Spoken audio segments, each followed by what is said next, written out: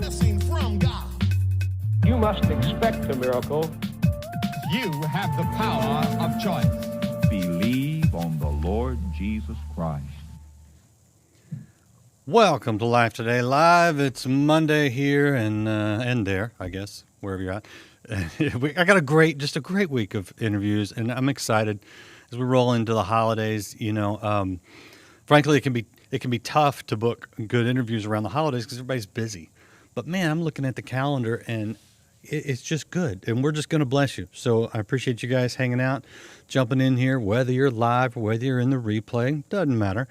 We're just going to encourage you. And today, man, it's one of those. This it's a year-round story, but it's also it kind of feels like that Christmas spirit kind of story, true story of a man who gives out of love. And I'm excited for you to meet Papa Joe Bradford if you haven't heard of him already. In fact, there was a movie back in 2012 called Unconditional that was based on his life story and his work that he continues to do today. And if you have Netflix, I know you can see it in the United States on Netflix. Other countries just have to check. But if you do have Netflix, man, put that in your queue. Check out Unconditional.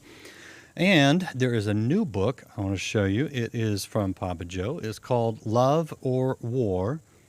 Choose love. And he's got very practical strategies of love. Now, what does that look like? That's what we're going to talk about. But I want you to meet the man and hear his story, because it's one of those stories of all things working together for good for those who love the Lord, because not everything was good, but God has made it into something beautiful. So I'm excited for you to be a part of it. Chat is open. If you haven't subscribed or followed, liked, do those things now, and you can hear more great stories like this. Papa Joe, great to have you on Life Today Live.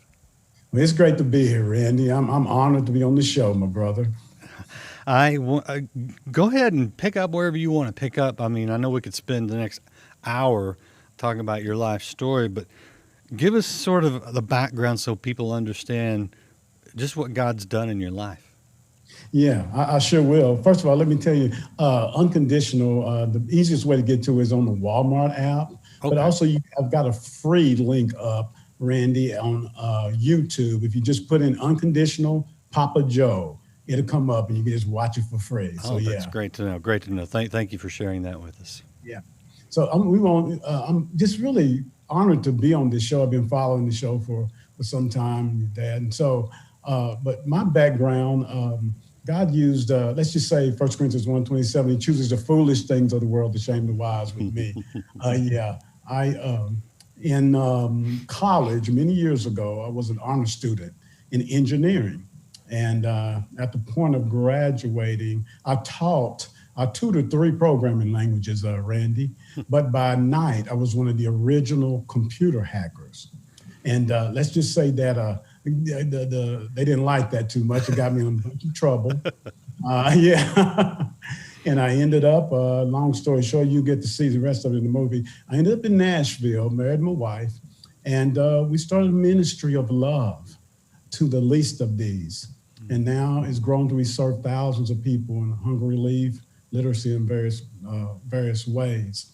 But I always wanted to seek out what is it with this thing called love? Because the word says it's the one thing that doesn't fail. Mm-hmm. So for 20 years, I've been seeking this out. And Love or War, Choose Love is based on those 20 years of research in the word, Randy. I think I'd love for people to know why you ended up where you ended up in the rough part of town back then, because that is one of those things where a lot of times we wonder, God, why do you allow this to happen to me? And then God does something amazing. Because would you even be where you're at if that hadn't happened to you? I wouldn't be, Randy. As a matter of fact, I had to do time in prison back in the 80s because of being a hacker. And when I got out, I married my wife, and I lost my kidneys. I got this rare kidney disease. I was on a machine 9 hours a day. Mm-hmm. Yeah, and just think about the time you have to be in the Word, to be in God's face, when you're on a machine like that. But we had to move into the, I don't call them projects, let's just say the inner city community. in a very low income area because of, lack of funds. Well, the first day there, Randy, a deaf girl comes to our door and my wife gives her a piece of candy. Well, we found out there were 50 children living on our street because when you give one child a piece of candy, they all come running. Well, my wife and I have been doing music together. We were worship leaders together. So we literally made a choir out of these children. And then we started getting children from 7 different inner city communities in Nashville, Tennessee, and built this humongous choir that we called Unity. So that's actually how we got started in any type of ministry. But then we found out, look, these kids are hungry. Well, let me tell you this right here. My oldest daughter was in the first grade. I would walk her to class with her best friend, and her best friend's father would walk to class with us, so the 4 of us. One day on the way home, the father and the best friend took a different route. Well, the little girl comes running up to me later that day and says, Mr. Joe, they just beat my dad to death in front of me. Oh. And so I was blown away. I didn't know what to do with this. I had been a physical fighter. I studied martial arts, but I needed a weapon to be able to fight this battle. And, we just prayed for the child. Well, 2 weeks later, my wife and I were training a choir to sing at the Ryman Auditorium for the National Day of Prayer. Well, a 12-year-old girl comes walking in, and her face had been beaten. And it's about 60 children there, Randy. Well, we prayed for the girl. We know what happened to her. We found out what happened. But while the kids were eating lunch, the girl's little sister comes to my left side and says, will you be my dad? Now, I thought she was kidding with me, man. Well, the little girl's best friend comes to my right side and says, will you be my dad? Well, it set off a chain reaction. Within minutes, I had 30 to 40 children surrounding me saying, will you be my dad? Will you be my dad? Will you be my dad? And it's all I could do to just not to burst out in tears. Well, I just remember the child losing her dad 2 weeks before. All I could do is call off rehearsal, went home. And Jacob's name literally meant trickster, and God changed his name to Israel. Well, my nickname had been Tiger Joe. But I believe that God changed my name that day to Papa Joe. And so when I came back the next week with the kids, I told them you can all call me Papa Joe. That's how I became Papa Joe, and we really got into ministry. I love it. How many years ago was that? That was like at the turn of the century. Okay, so around 2000. I'm that old. No. How many kids you got now? How many kids call you Papa now? I'm gonna tell you, my wife and I have we had 2 children when I got a kidney transplant. Okay, after 18 months on dialysis in 1999, I got a kidney transplant. We had 2 children. The doctor said you won't have any more children. You would be sterile because of the medication. Well, God didn't get that memo. We had 6 more children. Oh, my goodness. We have a total of 8 children and 9 grandchildren. But how many call you Papa? That's what I'm getting at. Oh, you're talking about, I have no idea. I mean, just in Nashville alone, we'll serve anywhere from 5,000 to 7,000 kids within 1 month with a hunger relief program. Well, Unconditional, my movie, has been all over the world, 121 countries. And I've traveled most of America, so I have no idea how many people call me Papa Joe. Yeah, I mean, the beauty of just this part of your story is that, I mean, that's what God does. You're the father of many nations in a sense, right? Someone who has a prison record, who had health issues, had no money, ended up in a place that, frankly, that most people would just complain about. But what made you turn and look and go, okay, this is not, punishment for my sins. This is not just hopelessness. This is an opportunity to share God's love. What was it that made you go that direction? Because I don't think most people naturally see that in the circumstances that you started out in. What was it in you? Well, I really think that I got captured by Jesus. Matthew 18:5, if you receive a little child like this in my name, you receive me. And he just gave my heart to these children, man. These kids would come into our house. We were helping them with their schoolwork, and I couldn't resist it. It's like the Lord was just pouring out my love for the children. So we don't just love children, we love all age people. But it's the kids that caught my heart. And it's like I was just arrested. There was nothing I could do. I wasn't in control of it anymore. What did it do? I mean, because I look at you and I see a guy who is just not only full of love in the sense of reaching out and helping people, but you seem like you're happy. Yes, I am. I most definitely am. And it doesn't matter the circumstances. And it wasn't always like that now. And I have not arrived. But I do say this. I know you mentioned Romans 8:28 earlier. And I really believe that all things do work together for the good of those who love the Lord and are called according to his purpose. So no matter what's happening, I love God. I love Jesus. And I've seen him do wondrous stuff so much in my life and all the people's lives around me. So I'm just eager to see him do it. And so we do radical things for God because we just want to see God do stuff, man. And I'm guessing he shows up every time. Every time. I would love to give you I want to give you an example in a little bit. Yes. Let me know. Oh, go ahead. Let's hear it, man. Don't tease us. Come on. Well, with our program called The Walk of Love, well, as we were training these kids in music at our home and helping them with schoolwork, we knew they were hungry because when they would come, we had to give them food, right? So my wife said this. She had this crazy idea. Why don't we take flyers throughout the community and see who else is hungry? Now, there were over 300 homes in our community. We lived in the community. We didn't have money, okay? But we did it anyway. And when we did that, people called our house and like, yeah, we need help. And so we went out to churches, to businesses, and started getting help for these kids. It's like putting the cart before the horse, but I think you kind of call it faith. Well, we were promised a truckload of food for, dozens of families. And on the Friday evening, before the Saturday that we were going to get the truck, I got a call, Randy, and they said, Papa Joe, I'm sorry. There's a mix-up. We don't have the food. Well, we've got all these people waiting on us. And my wife was like, let's just get on our knees. So we got on our knees, literally.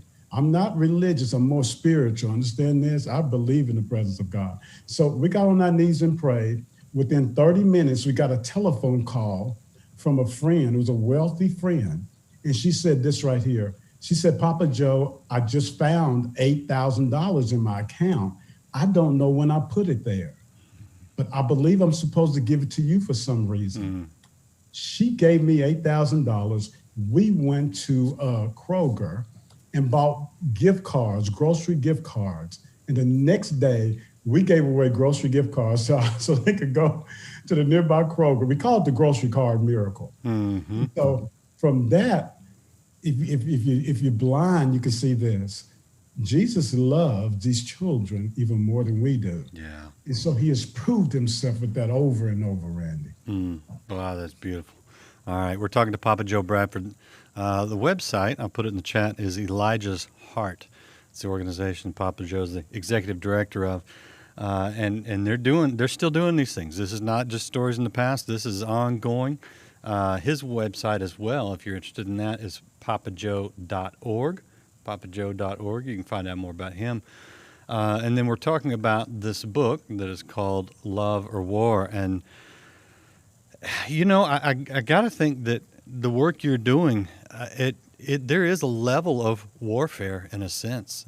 You're going against the grain of the world, and you're fighting these spiritual battles so that love will win. But I really want to get into some of the nuts and bolts with you, because you've got these 7 doors of love, and I think anybody could apply these wherever they're at. You don't have to be in an inner city. These are principles that work. So share some of the secret sauce in this beautiful, feast I that sure is will. Papa Joe. I sure will, Randy. For 20 years, like I said, I've been researching the word. I think it was just something we all been given special gifts. And I believe that a gift that he gave me was just seeking out the word on the thing called love. And so the number 7, you'll see this in the introduction of the book. The number 7 is the most used number in the Bible. And God uses it so much, it's something very unique about it. Even in the world, that the number 7, you can see that in the introduction in my book. And so over 20 years, there are 7 traits of love that kind of give you a comprehensive look at love itself. And I use door analogies. One of my favorite game shows as a child was Let's Make a Deal, okay?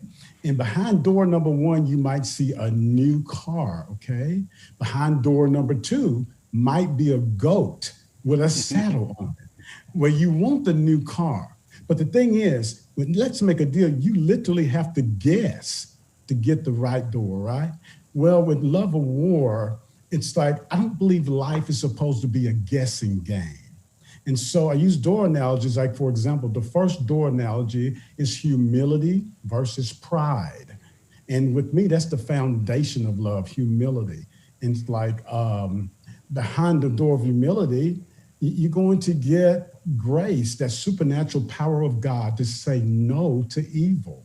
And behind the door of pride, you're going to get something totally different. You're going to get conflict with others, conflict with God, and conflict even in yourself. And so unlike Let's Make a Deal, Randy, I'm going to show people, look, there is something behind both these doors, and you don't have to guess. And do you want curses or blessings? Because both of those are set before you. And so I want to teach people, look, what is pride? What is humility? And how do I practice humility to where it becomes my nature? And so I've got 7 door analogies, contrasting analogies, just on that right there. So that's kind of the way I wrote the book, Randy. Yeah, and you're just right on all these points. I am curious because when you get into the situations that you're in, where people are living in poverty, a lot of them living on the street, there's a wide range of causes behind that. Yes. Like many of them have just, something has happened, and so they're on financial hard times.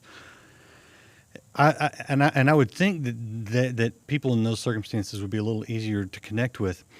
I don't know, having been in some of these situations, sometimes you're dealing with people with addictions that make them irrational, and you're dealing with a lot of mental illness. Yes. How do you when you're trying to teach things to people who are not in their right mind, I see that as a challenge, and I'm always curious with people who are doing this on a regular basis. How do you navigate some of the situations that you see on the streets and in the most poverty-stricken areas? Well, I'm going to tell you, that's the most fun part of the whole job, Randy. I mean, what fun is it if you don't have challenge? Where you're going. Yeah, and we do. My organization, we do deal with the poorest of the poor, drug addicts, violence, alcoholics, homelessness. And we don't do it alone. We have many volunteers. We have at least 1,000 volunteers a year. And so when we go into these communities, I might take 50 people with me. And like I said before, everybody is gifted in something. There are people who are gifted with dealing with people with mental illness. There are people who have been drug addicts themselves, who now have a gift of serving and ministering to the drug addict. So I don't have to have all those gifts, and I realize that. So the wisdom behind this is find who God has commissioned for that particular problem, and they can bring the solution. So in other words, I pretty much become someone who networks love into the community, if you get what I'm saying. Yeah. No, I think that's huge because I think someone on the outside looking in thinks, what can I do to help the homeless situation in America or something? And I think you just nailed it. That's get with people who are in a network to handle the different scenarios because, if I just go down to the local tent city here under a bridge, it's going to be difficult. So, I mean, I'm guessing, and I'd just rather hear it from you because you deal with it. If somebody wants to do something, what's the best way for them to help? Yeah, if somebody wants to do something like with our organization, we're in Nashville, Tennessee. One of the basic things is Matthew, was it 25:35, when Jesus said, I was hungry and you gave me something to eat. Without basic necessities, you're going to have violence in these low-income communities. Mothers and dads are going to feed the children, man. And so we want to take in resources in there into places where they don't know how to get the resources or the resources aren't available to help in that area right there, okay? Yeah. And so we kind of look at it in a holistic approach. You got to have basic necessities. One of the reasons why people can get out of these type of communities is because of generational poverty. My mother was here, my grandmother was here, my great-grandmother, and that mindset is there because nobody has been in there to change it. So yeah, they have to be taught some things, and they don't mind being taught. If you feed someone for several months, believe me, they become friends with you, man. Yeah, no, you're absolutely right. I mean, we see this overseas. Some people with the work Life Outreach does overseas, we're feeding like 350,000 children every month across Africa and areas where there's famine or drought or war. And we get occasionally the emails or messages saying, you just need to preach Jesus to these people. I'm like, well, we do, but missionary friend of mine over there told me a long time ago, it's hard for them to hear what you're saying when they haven't eaten in 3 days. Yes. So yes. I don't think it's an either or. I think it's a both and, where you meet, and Jesus said it. My gosh, I don't know why sometimes Christians seem to be a little thick-headed. Jesus said it. You meet their needs, and it does. You fill their stomach, you bandage their wounds, you give them shelter. It does open up people's ears. But let me ask you this. Is there a difference between helping the poor with Jesus and helping the poor without Jesus? Most definitely. If Jesus is in it, I call it a path of defeated purpose. And that's just, you can quote me on that one. I'm telling you, without Jesus, it's a path of defeated purpose. I've seen it too many times because, first of all, there is spiritual warfare and the people need to be protected. And so, with Jesus, you got protection. And then you got love. He's going to bring the resources in there. Now, outside of Jesus, it's just tongue work, and you end up on a path of things that are just dark. And I've never tried it that way, but I've seen other organizations try it that way, and it doesn't work. And you can look that one up. You can seek it out. That's just the truth. Jesus wants to love these people. And when you give food, look, you can quote this one, Matthew 25:35. I was hungry, I was thirsty, I was out clothed. Yeah, those things right there, that is preaching Jesus. Yes, sir. And the loudest, what preach the gospel and when necessary, use words. Well, I mean, you're preaching it every day in what you do, and I love it. All right, I want to jump back to the book here, Love or War, Choose Love, because there's a current situation in our country where we are, and the media loves to harp on this one. We're divided, okay, which gives you great ratings if you're a news organization. So I get that they're playing into that, but cut it any way you want it, across politics, across race, across economics, across education levels. There are these gaps between groups of people.